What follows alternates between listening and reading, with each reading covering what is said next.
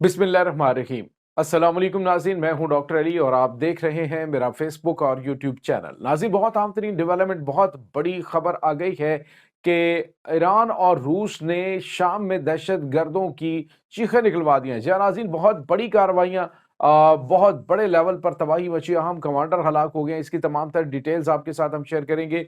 जबकि दूसरी तरफ नाज़रीन, जनूबी कोरिया के अंदर मार्शल लॉ लगा दिया गया है, लेकिन सदर जो है उसके इस फैसले को चंद ही मिनटों के अंदर, आप यूं कह लीजिए कि चंद घंटों के अंदर वापस लेने पे मजबूर कर दिया और जो अवाम है उसने बाजी पलट कर रख दिया। नाज़रीन, इसके साथ ही पुलिस और फौज की जानिब से क्या रवैया इख्तियार किया गया, इसकी तमाम तर डिटेल्स आज के इस व्लॉग में आप जान पाएंगे।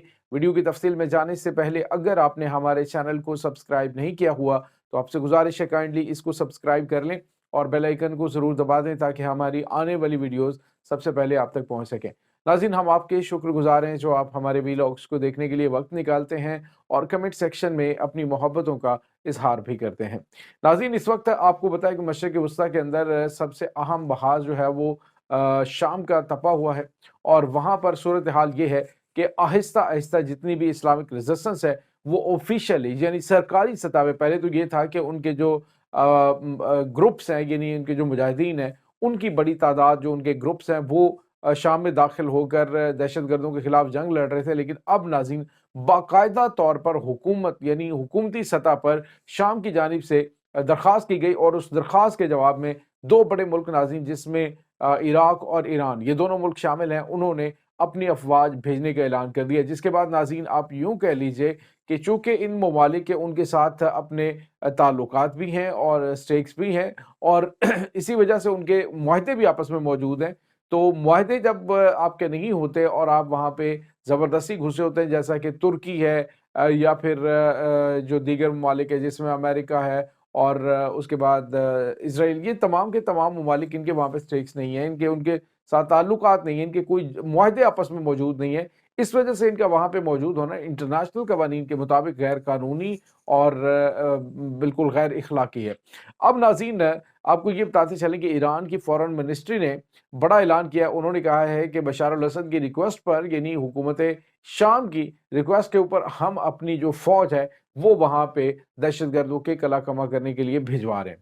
तो ये नाज़रीन एक बड़ी खबर। और उसके बाद नाज़रीन, इराक की जो अहम तरीन फोर्सेज हैं पीएमए, और नाज़रीन पीएमएफ जो है इन का जो कॉन्वॉय है, एक बड़ा लश्कर जिसमें टैंक्स भी मौजूद हैं, जिसके अंदर फौजी गाड़ियां हैं, जिनके अंदर बख्तरबंद गाड़ियां हैं, जिनके अंदर ट्रुप्स कैरियर, बहुत बड़ी तादाद में एक फौजी कॉन्वॉय जो है बहुत बड़ा, वो इस वक्त दहशत गर्दों के कला कमा करने के लिए शाम में दाखिल हो रहा है। इससे पहले नाज़रीन, पासदारान इनकलाब और उसके बाद जो इराकी रेजिस्टेंस फोर्सेज हैं वो वहाँ पे मौजूद हैं और रूस के नाज़रीन कमांडर और ईरान के अहम तरीन कमांडर, जिनका कल मैंने जिक्र किया था कि ये दो अहम और तजर्बाकार कमांडर इस वक्त फौज को कमांड कर रहे हैं, इस ऑपरेशन को कमांड कर रहे हैं। उन्होंने नाज़रीन जाते ही वो जंगी हिकमत अमली और वो चालें जो इनकी तमाम तर स्टडी करने के बाद उन्होंने बनाई हैं, वो उन्होंने इम्प्लीमेंट की है। उसके साथ ही बड़ी तादाद में दहशत गर्द जो है वो हलाक और ज़ख्मी हो रहे हैं। नाज़रीन, खबर ये आ रही है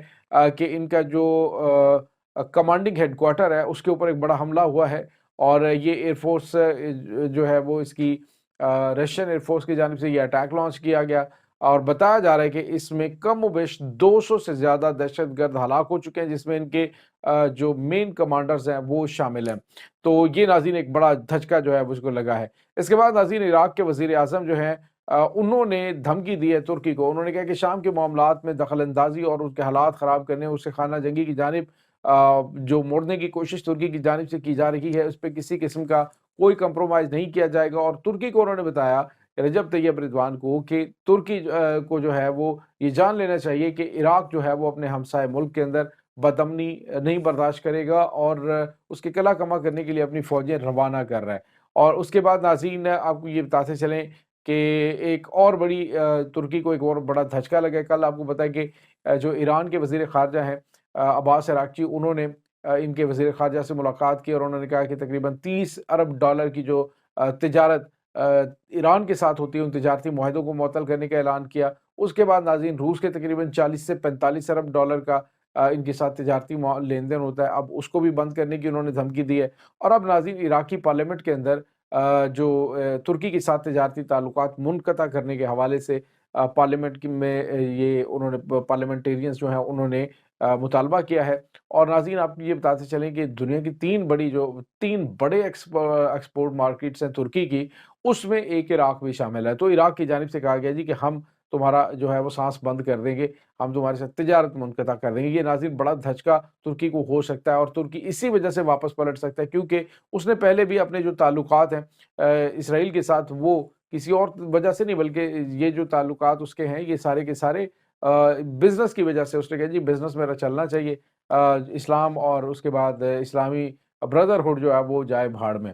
तो ये नाज़रीन इस वक़्त तुर्की की जानिब से किया जा रहा है। इसके बाद नाज़रीन एक और बड़ी और अहम खबर है, और ये खबर नाज़रीन ख़ास तौर पे बहुत बड़ा धचका अमेरिका के लिए। नाज़रीन हुआ ये है कि जनूबी कोरिया और शुमाली कोरिया, आपको पता है कि 2 अहम तरीन मुल्क हैं, दोनों की आपस में बड़ी जंग भी है। और आपको पता है कि तुर्की जो शुमाली कोरिया है उसमें जो फ़ौजी अड्डे हैं बहुत बड़ी तादाद में वो अमेरिकन्स हैं, और अमेरिका की फ़ौज ही वहाँ पे तकरीबन जो है वो ज़्यादा कंट्रोल सँभाले हुए, अहम तरीन स्ट्रेटेजिक पॉइंट्स उसके कंट्रोल में हैं।